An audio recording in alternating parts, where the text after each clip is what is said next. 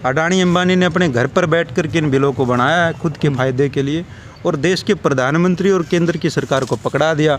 ना हिंदू को मुस्लिम से परेशानी है, ना मुस्लिम को हिंदू से परेशानी है।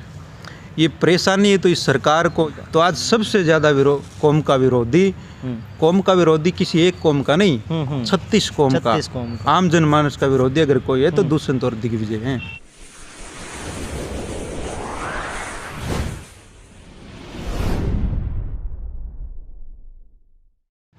नमस्कार, आदाब, सत श्री अकाल। मैं हूं बजिंदर सिंह। आप देख रहे हैं हरियाणा प्राइम टाइम और द अवेयर।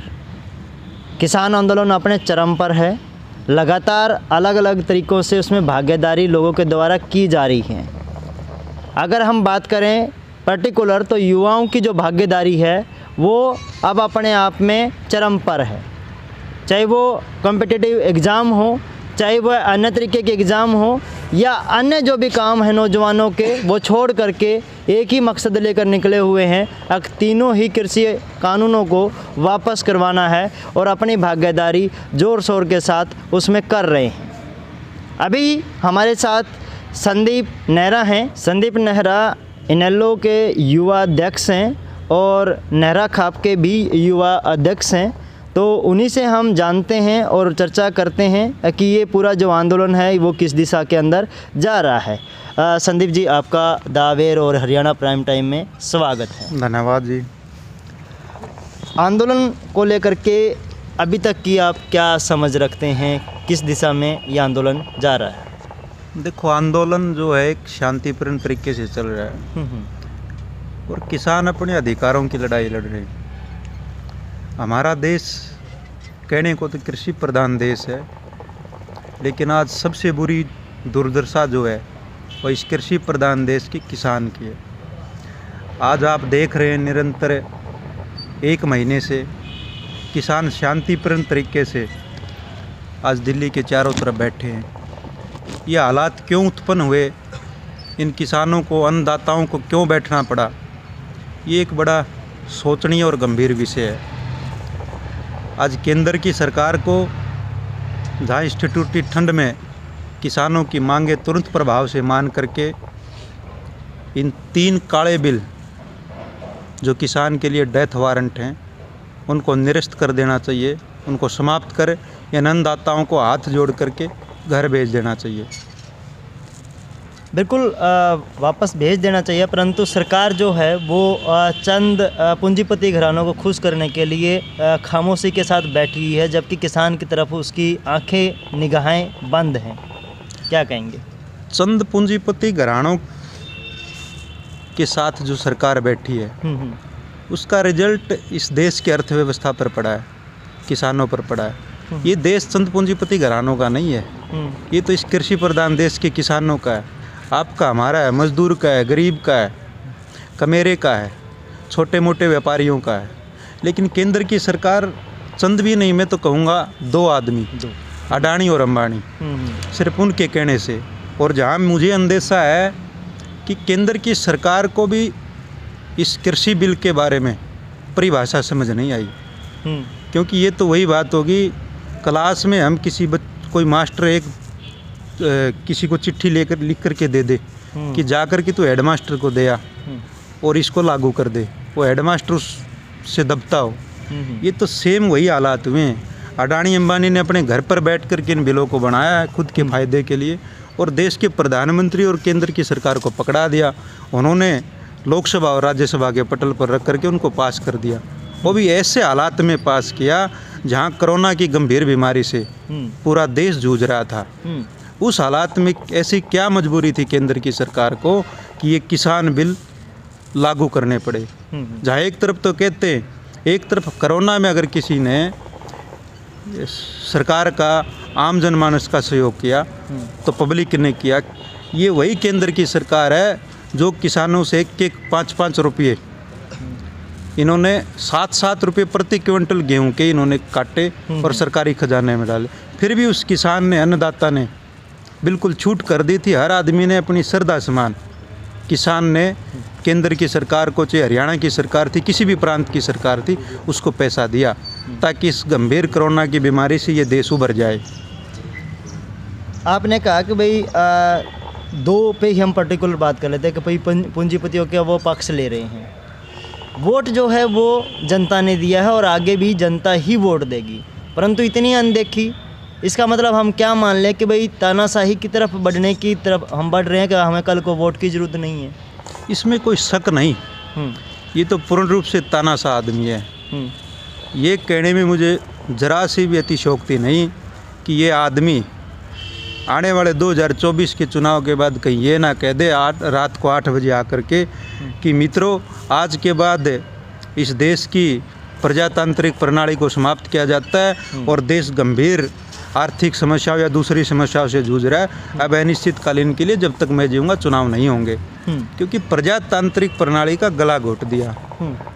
आज प्रजातंत्र में, इसके राज में आज से गरीब है, मजदूर है, किसान की हालत आप देख ही रहे हो। छोटा व्यापारी है, दुकानदार है या छोटा कारखानेदार है, कर्मचारी है, निरंतर कर्मचारियों के भी हालात आपने देखे। आज हर आदमी परेशान है, दुखी है, हताश और निराश है। ये तो बड़ी शर्म की बात है कि ऐसे प्रधानमंत्री, आज तक प्रधानमंत्री के कान के बिल्कुल भी जू नहीं है। सबसे बड़ा हिंदुस्तान नहीं, पूरे इंडिया के स्तर का सबसे बड़ा आंदोलन आज किसान का है और काबिले तारीफ देखो आप किसानों की। सही, सबसे ज़्यादा भूमिका युवा किसानों की भी है।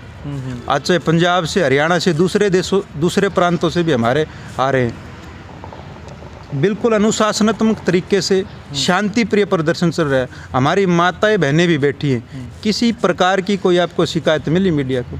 कोई शिकायत और फिर भी ये किसी को पाकिस्तान की परिभाषा संज्ञा देते, किसी को अफगानिस्तान की देते। मैं उसी पे अभी आ रहा था कि अभी तक जो है अगर मुस्लिम विरोध कर रहे थे तो उन्हें आतंकवादी कहा जा रहा था, अगर क्या नाम है युवा छात्र जो है कर रहे थे तो उन्हें देशद्रोही कहा जा रहा था। अब किसानों ने किया तो उन्हें खालिस्तानी वगैरह वगैरह कुछ कहा जाने लगा।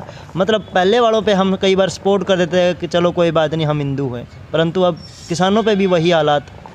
देखो, ये टैग लेते रहेंगे हम। ये देश हर धर्म, हर मजहब के मानने वाले लोगों का है, हर जाति, हर समुदाय का है। ना हिंदू को मुस्लिम से परेशानी है, ना मुस्लिम को हिंदू से परेशानी है। ये परेशानी है तो इस सरकार को ये परेशानी है कि कहीं इस देश का आम जनमानस तुम्हारे विरुद्ध ना हो जाए और तुम्हें सत्ता से बाहर ना भगा दे। आप एक बात मान के चलो, ये इनको कभी कहते हैं कि इस आंदोलन में पाकिस्तानी घुसाए, कभी कहते हैं अफगानिस्तानी घुसाए। अगर उस आंदोलन में पाकिस्तानी और अफगानिस्तानी घुसाए तो फिर इस देश की सुरक्षा सीमा पर सवाल उठता है।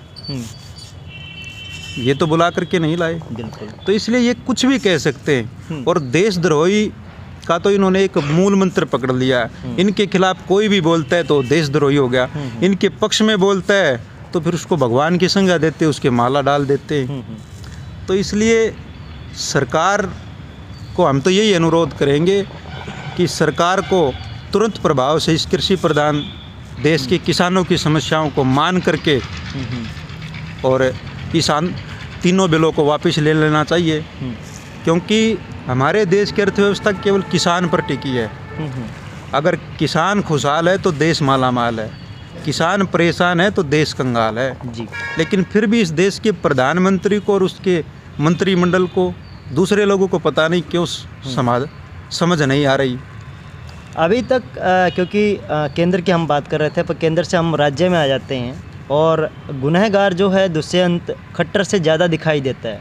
हालांकि नेलो का एक हिस्सा होता था किसी दौर में, परंतु मनमुटाव के बाद जो है वो अलग हुए और जिनको गाली दी उन्हीं के साथ सत्ता में बैठे हुए हैं और वो वैसे समय में बैठे हुए हैं जब उनसे जनता कुछ और उम्मीद कर रही है। देखिए, बिल्कुल आपने सही और वाजिब सवाल पूछा। जहाँ क्योंकि लोगों को खट्टर से इतनी परेशानी नहीं थी, दुष्यंत से परेशानी का कारण एक है। हरियाणा प्रदेश के मतदाता ने बीजेपी के विरुद्ध दुष्यंत को वोट दिया था और दुष्यंत और दिग्विजय, एक दिग्विजय की वीडियो आज भी वायरल हो रही है। दिग्विजय खुद भी कहता है कि अगर जो खट्टर का साथ देगा वो कौम का विरोधी होगा। तो आज सबसे ज़्यादा कौम का विरोधी किसी एक कौम का नहीं, 36 कौम का आम जनमानस का विरोधी अगर कोई है तो दुष्यंत और दिग्विजय हैं जी। तो बात यहाँ पे ये आती है कि अभी उनका बयान आ रहा है कि मैं मध्यस्थता करने को तैयार हूँ। किस तरीके की मध्यस्थता, कौन सी मध्यस्थता, क्या होगा? किस प्रकार की मध्यस्थता हो तो वो जाने। उस मध्यस्थता के पीछे भी कहीं ना कहीं इस आंदोलन को कमज़ोर करने की रणनीति है।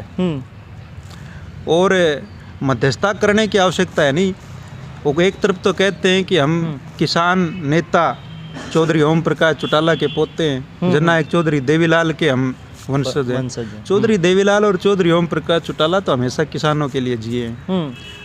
तो उस हमारे बड़े भाई हैं, प्रदेश के एक जिम्मेवार पद पर बैठे हैं, डिप्टी चीफ मिनिस्टर।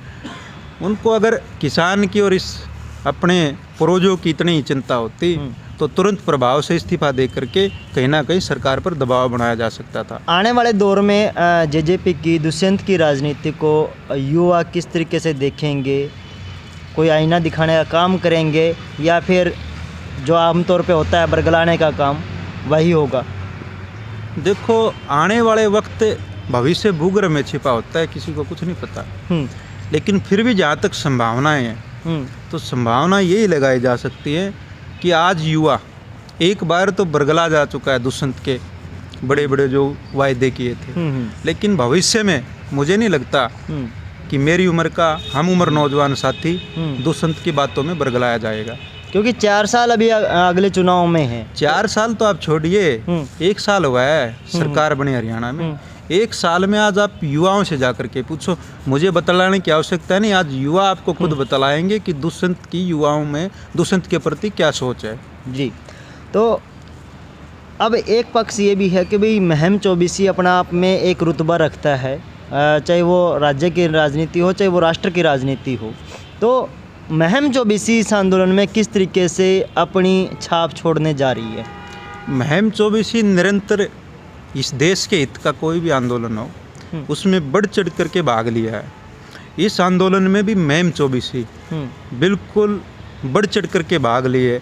हर तरह से हम किसानों की मदद कर रहे हैं, चाहे वो खाद्य प्रणाली का खाद्य की बात है, खाने पीने की सामग्री है या कोई दूसरी चीज़ें हैं। दूध भी जाता है, शीत भी जाता है। हमारे भाइयों के लिए यहाँ इस जीटी रोड बेल्ट से जो गुजरते उनके लिए खरकड़ा है, बड़म्बा है, भैणी महाराजपुर है, मदीना टोल है, उससे आगे बहू भी है। हर तरह से लंगर लगाए हुए हैं। तो महम चौबीसी के युवा भी और बुजुर्ग भी इस आंदोलन में बढ़ चढ़ करके दिल्ली जा रहे हैं। आने वाले दौर में आंदोलन किस करवट बैठने वाला है, किस तरह क्या रुख लेने वाला है, कुछ अंदाज़ा मोटा मोटा सा अगर देखो, मोटा सा तो अंदाज़ा मैं कुछ लगा नहीं सकता, लेकिन अगर सरकार बात मान लेती है और इन तीनों काले कानूनों को वापस ले लेती है, रद्द कर देती है, तो फिर तो समाधान है। और नहीं तो हम तो यही अंदेशा लगा सकते हैं कि परमात्मा ना करे कि भविष्य में इसके कोई दुष्परिणाम ना हो। ये थे मेरे साथ संदीप नेहरा जो युवा इनेलो अध्यक्ष हैं, और बिल्कुल इन्होंने चाहे वो प्रधानमंत्री जी की राजनीति हो, उनके उठाए हुए कदम हो, उन पे भी अपना कड़ा रुख जो है जाहिर किया। इसके अलावा आज के दौर में जो कि हरियाणा के अंदर जिस तरीके की जेजेपी और दुष्यंत की राजनीति है उस पे भी उन्होंने अपने पक्ष रखे हैं। और महम चौबीसी का जो एक रुतबा है, वो जो योगदान की जहाँ तक बात है, तो वो उन्होंने कहा कि हम कंधे से कंधा मिला करके किसान आंदोलन में किसानों के साथ खड़े हुए हैं और जो भी ज़रूरत पड़ेगी उसमें हम हर संभव मदद ज़रूर करेंगे। तो ऐसी हुई उम्मीद के साथ कि आंदोलन जो है अपने मुकाम तक पहुंचेगा, निश्चित तौर पे किसानों की जीत होगी। और इसी उम्मीद आस के साथ अभी यहाँ से अलविदा लेते हैं। शुक्रिया आपका द अवेयर और हरियाणा प्राइम टाइम को समय देने के लिए। मैं तो आपके जो YouTube चैनल है, क्योंकि इस देश के जो अंतर्राष्ट्रीय सत्र के अपने आप को कहते हैं, क्योंकि आज किसान विरोधी चैनल हैं जो इस देश की अंदरूनी समस्या है उनको दिखाने के बजाय 1-2 आदमी के ढिंढोरे पीटते हैं। उनका नाम भी ले दें खुल करके तो हमें कोई वो नहीं होगी। लेकिन मैं सबसे ज़्यादा बधाई आप लोगों को दूंगा, क्योंकि आप जैसे चैनल जो हैं आज वो किसान की और इस देश की जो मूलभूत समस्याएं और ज़रूरियात हैं उनको आप दर्शा रहे हो। तो इसलिए मैं आपका और आपके इन छोटे चैनलों का मतलब बधाई दूंगा और धन्यवाद करूंगा कि यूँ दिखाते रहे। बहुत बहुत शुक्रिया।